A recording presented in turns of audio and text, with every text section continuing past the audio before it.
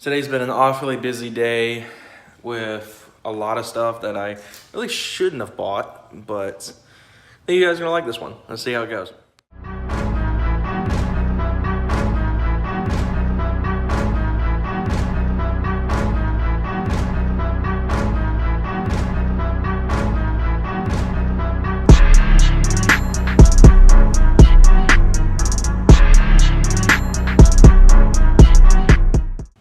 What's up, guys? Welcome back to another video, and a lot of you guys are probably, oh gosh, it's bright. What's up, guys? Welcome back to another video. Anyway, guys, long story short, you guys have probably been waiting for another Sport Trac video, and I know y'all have been very patient, and I appreciate that a lot, especially with the content that I've been putting out earlier this week and last week, a lot of stuff. It's been a minute since we've done a video on the truck, so here's a little bit of an update for you, and there's a lot of stuff I want to talk about here. And it's going to basically turn into a bunch of mini projects on this thing. And also, when I get the meat and potatoes, this video is probably going to be a little bit long, but hopefully it came out clear, because I think I found out my bug in Premiere may not be a bug with Premiere itself, but by how the videos are transferring over. My iPhone X and my computer don't agree with each other. They usually get the devices unreachable error anytime I hook this thing up to my computer through one of its USB ports. However, I've got an adapter for more USB ports, and I've gotten it to slightly work in the past with a small clip. I'm going to try it with this whole video and see how that works. But anyway, basically just to update you guys on some of the stuff's been going on in the truck. The truck's handling perfectly fine. I'm, of course, dealing with some other little stuff. I've got to get ready for an oil change here in the near future. But one of the main things of concern that's been bothering me the last few days since I noticed it on Friday is this driver's side headlight. Now, you might not be able to see it, but there is moisture inside of that thing, and it is absolutely ridiculous. Alongside my passenger light, which has tint coming off the outside. You guys remember a long time ago when I did the video installing these, I paid $100 for those things on eBay, and the you get what you pay for is definitely coming in here. So we're thinking about, I'm going to talk to my dad probably this weekend, and we're going to see what we can do about this.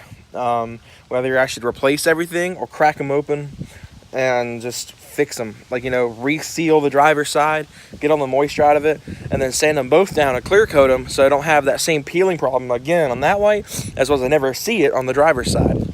So that's that. It's been a bit of a mess, but it's going to come out nicely. The thing's going to be better than ever once that's done. So that's one thing that's going on with it. I know I kind of said that mods were going to slow down until the engine project, but I kind of couldn't resist the opportunity at something. It's small, and it's $35. Not terribly expensive, but it was still something that, that's still money I could have not spent today when all I was going in for was a quart of oil at AutoZone, because I do have an oil leak. I'm going to be filling it up and hopefully fixing probably one of the bigger causes of it for my next oil change, because that's going to be also rather expensive for what it is. But I came out with the, I usually run Patterson Car Care, but I just haven't gotten a chance to order any of it. It's still kind of expensive for me. Here is some load equalizers, and of course some matching taillight bulbs. So yeah, we're finally going LED on the tails.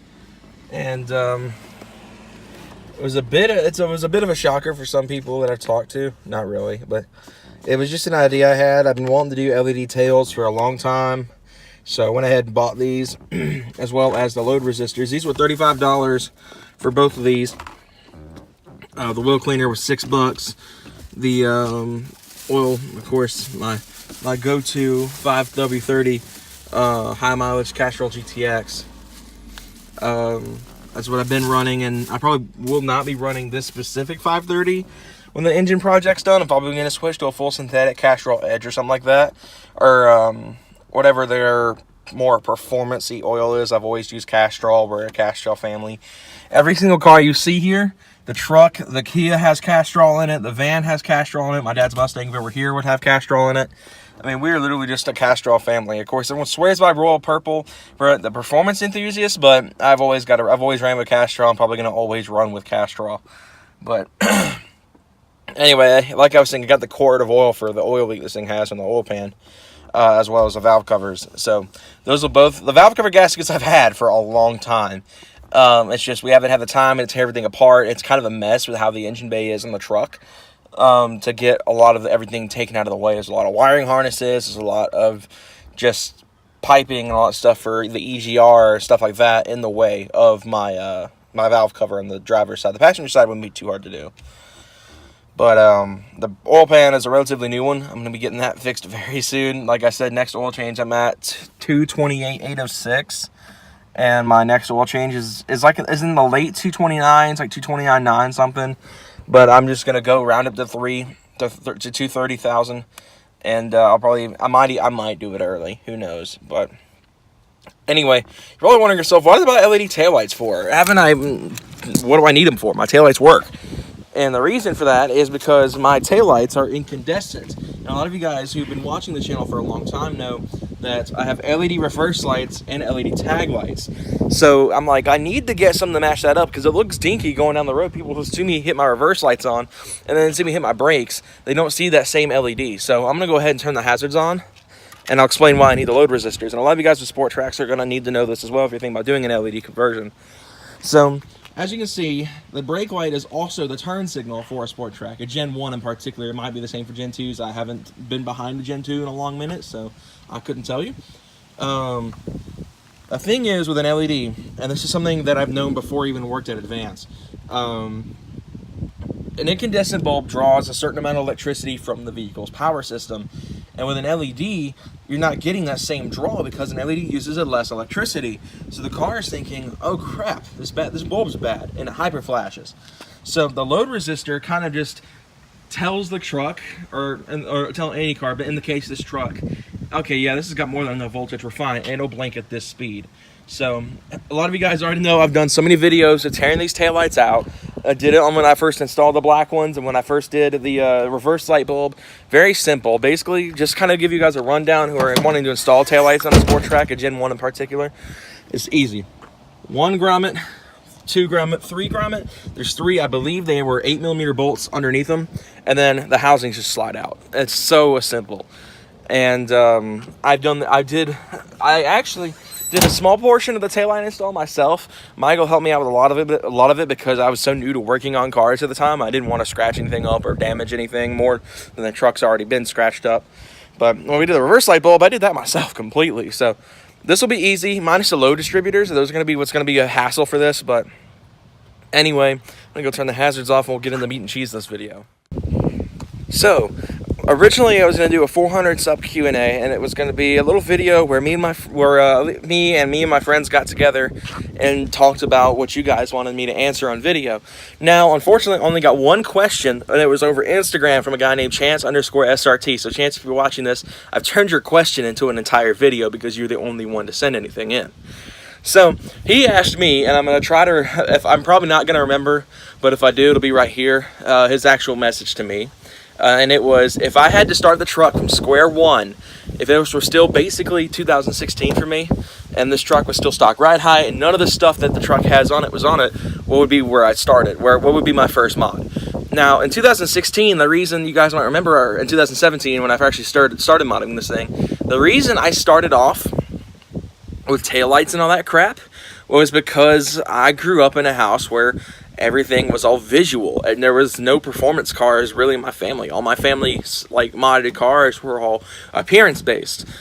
And I was like, I'm going to follow my dad's footsteps. This thing's going to be slammed. It's going to be just look nice. I don't need it to go fast. But I had a change of heart throughout the year 2017 and the beginning of this year as well.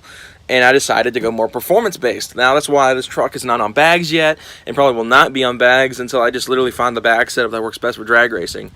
That can work with drag racing, I should say. I'd like one that's not heavy and just makes a mess, you know? So, it's probably going to stay static. But anyway, that's beside the point. I decided I wanted to pursue a performance-based truck that makes high horsepower for what it is, you know, that looks nice, but it can still go really fast in a straight line because it's a live axle truck. This thing isn't going to be taking back roads or high-speed corners very well. It's still going to want to, it's still top heavy because it's still an Explorer. So it's going to want to flip and it's going to want to spin out. It's going to want to drift. It's going to just be a giant mess. And I was like, for something like a live axle rear-wheel drive truck, it needs to be a drag car. So that's why we've done this whole drag setup that we've got planned out for it. So if I were to start over, it's honestly been a hard one. I've had this question to think on for several weeks, and I'm stuck between I would be stuck between, you know, engine what's going to be the engine project for the first mod, or something small like the exhaust or the intake. And honestly, I'm thinking from my perspective in 2016, 2017, I wasn't working in advance back then. I basically made money by doing chores around the house. It was kind of how I made my money back then, because I was very, very school focused. I still am. At least I like to think I am. So I think I'd probably go with the intake first. The intake, the specific one I have, the Spec D, was not a good purchase, and I would recommend anyone who's looking into a Gen 1 air intake, go with the K&N that fits. Apparently there are two versions of the K&N intake for the Sport Trac, some that are specific to the Job 1, some that are specific to the Job 2. Basically, if you want to know what a Job 1 truck is, I believe 2001 only had it. There may, if I remember correctly, there may be 2002s that have it as well. But 2002-ish to 2005, all Gen 1s had the Job 2. The Job 1s were just 2001, maybe 2002-ish, somewhere in there. But anyway, like I was saying, find the one that fits best for your engine. You do not want to buy the wrong one, because K&N is a very expensive intake. I cheaped out. I was like, oh, I've heard people say K&N doesn't fit, or the piping is just, it wouldn't work right. So I went ahead and bought the Spec D. Now, unfortunately, with the Spec D, the pipe diameter works better with the Job 1 than it does the Job 2, but it does get the job done. I have noticed better intake temperatures. It sounds amazing. I did notice a slight increase of power. Very, very, very slight. It was maybe like half a horsepower to a horsepower, but kind of my butt dyno. But it definitely feels better than it did when I had the stock box on it. Plus, my air filter was clogged on that one. So, anyway, yeah. So if I were to start over from square one, it would probably be the intake, as I just feel like that intakes for these. Wow, a lot of people say they don't really do anything until you get tuned. I did slightly notice a little bit of power, but not like a terrible crap ton. Of course, in my luck, the day we tested it when I was still untuned, I blew a thermostat housing. So another thing, I'd probably go metal thermostat housing too. But anyway, that wraps up that. Like I said, this thing is basically going to be getting a lot of work done to it soon. Another thing I am concerned about, and this is actually something that has been on the owners group, a lot of you guys notice my headliner is not in the greatest of shape, if you guys seen it in any of my videos, and you can blame that. You can blame that, because I think the problem is because the focus of the damage on my headliner is around that area. It's not from the roof rack delete like I thought it was, because if it were the roof rack delete, I'd be getting spots all the way across my headliner, especially as long as I've had the roof rack gone. I'm thinking it's just that third brake light, and I'm probably going to replace it. And one of you guys suggested a recon unit about a few months ago, and it's definitely in the running, but I'm still concerned about like price, because that one's $100 for a third brake light. Something that, I mean, granted, the funny thing about this one is it never worked, so very small thing to deal with. But that's basically that, guys. I had something else I was going to say, but I forgot. But I think that's going to wrap up the video for today, guys. So again, thank you to Chance for sending in that question. I probably didn't put the Instagram question in, but hopefully if I remembered, I remembered. Obviously, you guys would have seen. But hope you guys stay tuned for more of the truck. Like I said, there's going to be some modding videos in the future. I know it's been a minute since I've done any of it, but they're finally coming back. And also, now I just remembered what I was doing. I'm trying to set up a two-step on the truck, and that's going to be a bonus video you guys will see on Friday that I'm about to film right after I do this. But basically how it works is just going to the tuner, changing the rev limiter. So that'll be interesting. It's going to be loud, probably louder than what you guys are used to hearing it go. I think it's going to be fun. Anyway, guys, hope you guys enjoyed, and I'll see you guys in the next one. Take care, guys.